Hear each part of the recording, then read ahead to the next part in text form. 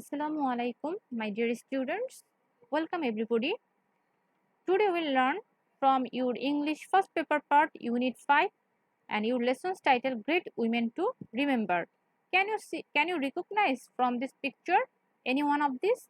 You can see in the first picture Begum Rokeya, second picture Helen Keller and third picture Florence Nightingale. After ending this session, you will able to know about Begum Rokeya and her contributions in the society and his active and also her activities throughout her life. So let's get started. Begum Rokeya, this is her timeline. She was born in 1880 and died in 1932. Was a famous writer and a social worker. Famous means well known, who is known by everyone. Famous writer. You might have read different topics and essays on your first part, Bengali first part, right? And she is also a social worker. The person who works for the society, for the well-being of the person in the society, that's called social worker. So we get two designation as a famous writer and a social worker. She lived in undivided Bengal in the early 20th century. She believed that women should have the same rights and opportunities as men have in the society. So she believed in equality of men and women. So she fought for their cause throughout her life. For that reason, she had to fight for their cause throughout her life for this social equality to prevent gender discrimination.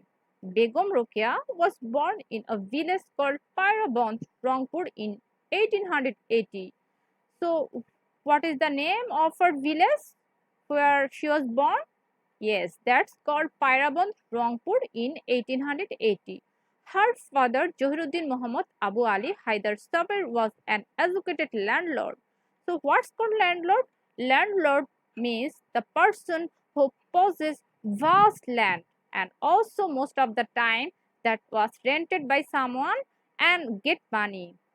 Rokeya was married to Khan Bahadur Shaukat Hussain in 1896.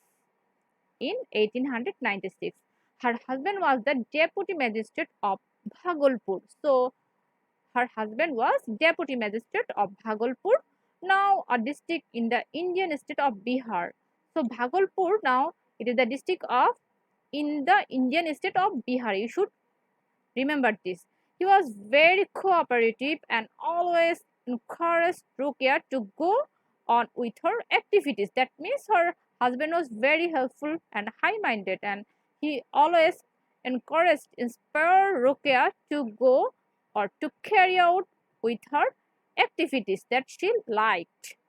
Many upper class Muslims of Bengal at that time learned Arabic and Persian as medium of education and communication. Why did they learn? Why did they learn in that time? Muslims learned Persian and Arabic. Why? Because of it was the medium of education and communication. For that reason, they have learned Muslims. Here you can see many upper class Muslims. So majority many upper class Muslim of Bengal that time learned Arabic and Persian, two languages, as the medium of education. Okay, but Rokeya had great love for her mother tongue.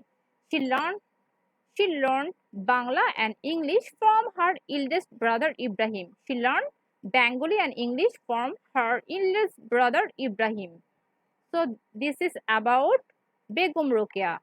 I hope you have understood.